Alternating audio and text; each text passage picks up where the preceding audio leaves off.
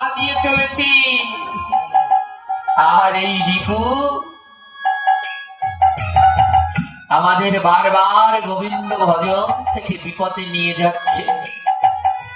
টুনটুনি পাখিটা গোবিন্দকে ডাকছে, রক্ষা করো, তুমি ছাড়া আর কে আমায় রক্ষা করবেন। এইদিকে ভোলানাথ তার বাহন নন্দীকে বলছে, যাও নন্দী, গিয়ে কুরুক্ষেত্রের যুদ্ধক্ষেত্রটা দেখে আসো কেমন হয়েছে। আর গোবিন্দ আমার অর্জুনকে নিয়ে রথে করে ওই যুদ্ধক্ষেত্র দেখতে এসেছে। নন্দী দৌড়ে দৌড়ে যাচ্ছে, নন্দীর গলায় বাঁধা ছিল বড় একটি ঘন্টা। আজও কেউ সেই কুরুক্ষেত্র তীর্থস্থান দর্শন করতে গেলে সেই ঘন্টা দেখতে পাবেন। নন্দীর গলায় বাঁধা ছিল বড় একটি ঘন্টা।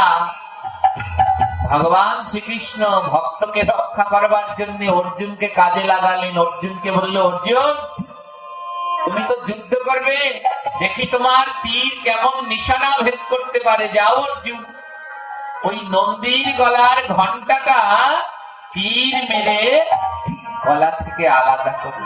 নন্দী যেন না বুঝতে পারে এমন ভাবে তীর ছুড়বে, ঘন্টাটা যেন নন্দীর গলা থেকে খুলে যায়। তীর মারো তো দেখি তোমার কেমন নিশানা। অর্জুন গোবিন্দকে স্মরণ করে তীর মারলেন। আর নন্দী যখন লাফাতে লাফাতে আসছে, মা দ্রুত বেগে আসছে, আর সেই ছোট্ট ডুমুর গাছে টুনটুনি পাখিটা বাসা বাঁধছে। টুনটুনি পাখিটা তার 6টা ডিম আগলে ধরেছে।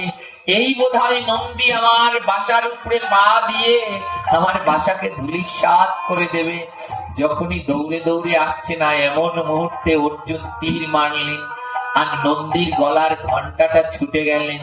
আর ঘন্টাটা কি করলেন জানেন? টুনটুনি পাখি যে বাসাটায়, যে পাতাটায় বাসা বেঁধেছে, পাতায় বাসা বাঁধে তো, ঘন্টাটা গিয়ে সেই পাতার উপরে পড়লেন।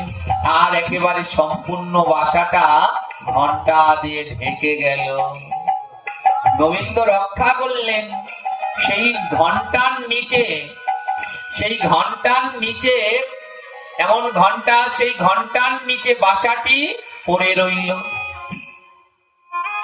লাফাতে লাফাতে চলে গেলেন নন্দী, কোনো আঘাত লাগলেন না।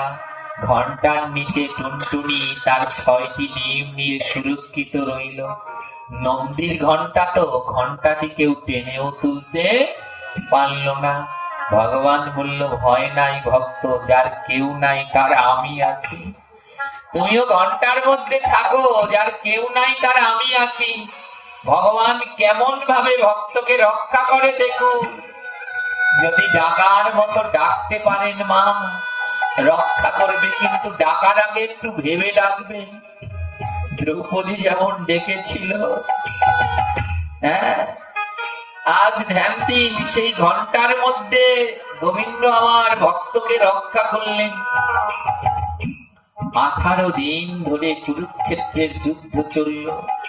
আর এর মধ্যে টুনটুনি পাখি ডিম থেকে তার ছানা ফুটিয়েছে। টুনটুনি পাখি কি করছে জানেন? ওই ঘন্টার পাশ থেকে একটু একটু করে মাটি সরাচ্ছে। একটু ছোট ঠোঁট তো, একটু একটু করে মাটি সরাচ্ছে, যেন পাখিগুলো ছানা হলে ওই ফাঁকা দিয়ে ওরা বেরোতে পারে। একটু একটু করে মাটি সরাচ্ছে ঠোঁট থেকে। হ্যাঁ, ভগবান, পাখি তো ওরা পোকামাকড় খায়, ওকে ওটা খাবার। গোবিন্দের এত কৃপা, ওই যে নন্দীর গলায় ঘন্টি, ওই ঘন্টার মধ্যেই পোকামাকড়ও দিয়ে দিলেন। মা টুনটুনিটা নিজে না খেয়ে 18টা দিন ধরে সেই ঘন্টার মধ্যে লেগে থাকা পোকামাকড় বাচ্চাদের খাইয়ে তিলে তিলে বড় করলেন। এবার আস্তে আস্তে করে একটু একটু করে মাটি সরিয়ে গর্ত করলেন। ঘন্টার ফাঁক দিয়ে সূর্যের আলো প্রবেশ করলো। তার 6টা ছানার পাখনা গজালো, ছোট ছোট পালক গজালো। আর যেই না পালক গজিয়েছে, একটা একটা করে ছানা ওই ঘন্টার ফাঁকা দিয়ে বেরোচ্ছে আর উড়ে উড়ে চলে যাচ্ছে। টুনটুনি পাখিটা দেখছে, তাকিয়ে তাকিয়ে দেখছে, ছানাদের ডাকছে, আয় আমার কাছে ফিরে আয়। ছানারা যেই পাখা পেয়েছে তারা উড়ে উড়ে যাচ্ছে। একটা ছানাও থাকলো না। সব কটা ছানা যেই পাখা গজালো উড়ে গেল। ধ্যান দিন, যেই মা পাখিটা নিজের কথা চিন্তা না করে ছানার কথা ভেবে ওখানে রয়ে গেলেন, যেই ছানারা পাখা গজালো সব উড়ে চলে গেল। এই হলো সংসার। যাদের কথা ভাবতে গিয়ে গোবিন্দকে ভাবলেন না, যাদের চিন্তা করতে গিয়ে গোবিন্দের চিন্তা করলেন না, সারাদিন দোকানে গাদার মতো খাটলেন, রান্না করে খাওয়ালেন, একদিন যেই সন্তানির ওই রকম পাখা গজাবে, সেদিন আপনাকে ছেড়ে সবাই উড়াল দিয়ে চলে যাবে। সেদিন আর আপনার কেউ থাকবে না, সেদিন সবাই উড়াল দিয়ে চলে যাবে। একটা একটা করে ছানা চলে যাচ্ছে। এই হলো সংসার। প্রথমে টোনা চলে গেল নিজের প্রাণ বাঁচাতে। টুনি ওই 6টা ডিম নিয়ে রয়ে গেলেন, আজ সেই ছানারাও সব চলে গেল। টুনটুনি পাখিটা গেলেন না, ওই ঘন্টার মধ্যে বসেই ভগবানকে ডাকতে লাগলো, ভগবানকে ডাকতে লাগলো। টুনটুনি বলল, এবার তোমার আসার সময় হয়েছে। ভগবান আসবে মা, মনে রাখবেন যতদিন আপনার প্রিয় আত্মীয় স্বজন থাকবে ততদিন গোবিন্দ আপনার কাছে আসবে না। যেদিন আপনার কেউ না থাকবে সেদিন আসবে।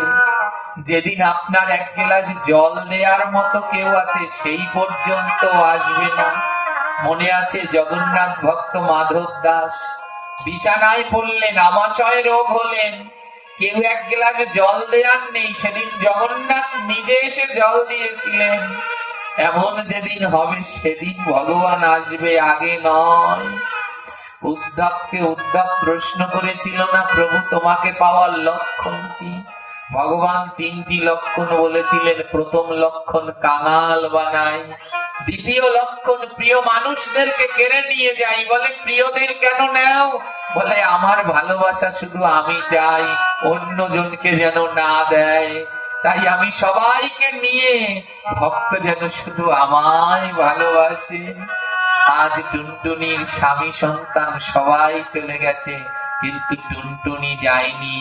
ওই ঘন্টার মধ্যে বসে ভগবানকে ডাকছে, প্রভু তুমি আসবে না? আমি যাব না, আমি এখানে বসে তোমায় ডেকে যাব। যাদের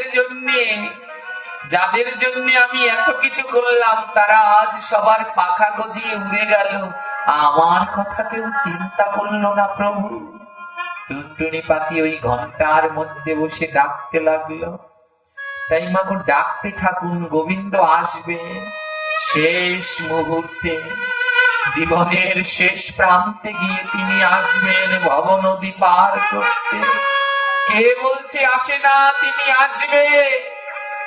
আমরা তাকে ডাকতে জানি না, যদি ডাকতে জানতাম তাহলে তিনি আসতেন। দ্রৌপদীর যখন বস্ত্রহরণ হচ্ছে, দ্রৌপদী ডাকছে। দ্রৌপদী তার 5 স্বামীর কাছে গেল, রক্ষা করো। 5 স্বামী রক্ষা করলেন না। শ্বশুরের কাছে গেল, রক্ষা করলো না। 2 শাশুড়ির কাছে গেল, রক্ষা করলেন না। গঙ্গার পুত্র ন্যায়ের প্রতীক ভীষ্মদেবের কাছে গেল, কেউ সেদিন রক্ষা করল না। দ্রৌপদী সর্বশেষ গোবিন্দকে করজোরে ডাকলেন। আগে ডাকলেন না, সবার শেষে ডাকলেন। আগে ডাকলেন ওই শক্তিশালীদের, যখন তারা পারলেন না তখন গোবিন্দকে ডাকলেন। কি বলে ডাকলেন জানেন? প্রথমবার ডাক দিলেন, হে গোকুলনাথ আমায় রক্ষা কর। যখন দ্রৌপদী ডাকলেন, হে গোলকনাথ তুমি বিনা আমার বান্ধব নেই, আমায় রক্ষা করো, গোবিন্দ আমার গোলক থেকে রওনা দিলেন। গোলক থেকে আসতে তো একটু দেরি লাগবে মা, কিন্তু দ্রৌপদীর দেরি সহ্য হচ্ছে না। দ্রৌপদী এবার গোলকনাথ বাদ দিয়ে ডাকছেন, হে দ্বারকানাথ আমায় রক্ষা করো। গোলকের গোবিন্দ আবার গোলকে ফিরে দ্বারকায় গিয়ে প্রস্তুত হয়ে রওনা দিলেন। কিন্তু দ্রৌপদীর সহ্য হয় না। আমি আগেই বারবার পাঠে বলি, গোবিন্দকে পেতে হলে একটু ধৈর্য লাগে। দ্রৌপদীর ধৈর্য নাই। গোলকনাথ বলে ডাকলেন, গোলকের গোবিন্দ আসতে তো সময় লাগবে। এর মধ্যে দ্বারকানাথ বলে ডাকলেন, গোবিন্দ আবার গোলক থেকে দ্বারকায় গিয়ে রওনা দিলেন, কিন্তু আসতে দেরি। হে গোকুল চন্দ্র আমায় রক্ষা করো। দ্বারকা থেকে গোবিন্দ আমার গোকুলে চলে গেলেন, গোকুল থেকে রক্ষা করতে গেলেন, কিন্তু দ্রৌপদীর ধৈর্য কম। আবার গোকুলনাথ বাদ দিয়ে এবার বললেন, হে বৃন্দাবন চন্দ্র আমায় রক্ষা করো। গোকুলের কৃষ্ণ গোকুল থেকে আবার বৃন্দাবনে গিয়ে প্রস্তুতি নিয়ে রওনা দিলেন। আসতে দেরি। দ্রৌপদী সর্বশেষ কি নামে ডাকলেন জানেন? সর্বশেষ বললেন, হে প্রাণনাথ আমায় রক্ষা করো। যেই না দ্রৌপদী প্রাণনাথ বলে ডাক দিলেন, সঙ্গে সঙ্গে গোবিন্দ আমার দ্রৌপদীর সম্মুখে হাজির হয়ে গেল। গোবিন্দ, দ্রৌপদী বলল, এতবার ডাকলাম তুমি এলে না কেন? গোবিন্দ বলে, তুমি তো আমায় ডাকতে জানো না দ্রৌপদী। যখন গোলকনাথ বলেছ আমি গোলক থেকে রওনা দিয়েছি, দ্বারকানাথ বলেছ দ্বারকা থেকে রওনা দিয়েছি, গোকুল চন্দ্র বলেছ গোকুল থেকে রওনা দিয়েছি, বৃন্দাবন চন্দ্র বলেছ বৃন্দাবন থেকে রওনা দিয়েছি। কিন্তু যেই না আমায় প্রাণনাথ বলে ডেকেছ, আমি তো দূরে ছিলাম না, আমি তোমার প্রাণের ভিতরেই ছিলাম। যেই প্রাণনাথ বলে ডেকেছ, আমি তোমার প্রাণের ভিতর থেকে বের হয়েছি। তুমি ডাকতে আমায় জানো না গো,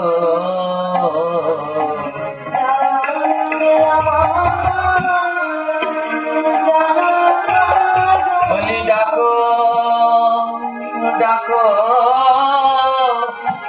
নয়ন জলে, ডাকতে আমার জানো না গো।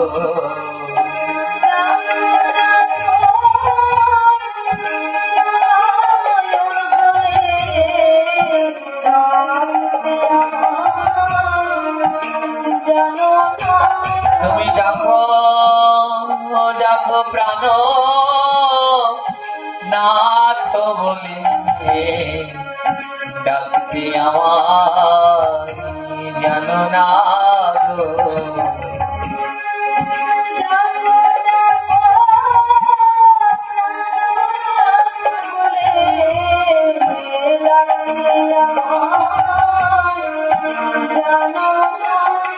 প্রাণনাথ বলে ডাকতে পারলে না? আমি তো দূরে নই, আমি তো ভক্তের প্রাণেই থাকি। যদি প্রাণনাথ বলে ডাকো, তাহলে তো প্রাণ থেকে সঙ্গে সঙ্গে বেরিয়ে তোমার সামনে হাজির হই। তোমার এই কোনদিন যদি বিপদে পড়ে যাও, যেন গোকুলনাথ বৃন্দাবননাথ দ্বারকানাথ বলে ডেকো না, সেদিন যেন প্রাণনাথ বলে ডেকো। তাহলে গোবিন্দ আসতে বেশি দেরি করবে না। গোবিন্দ তোমার প্রাণের মধ্যে প্রাণ থেকে বেরিয়ে তোমায় ধরা দিয়ে দেবে।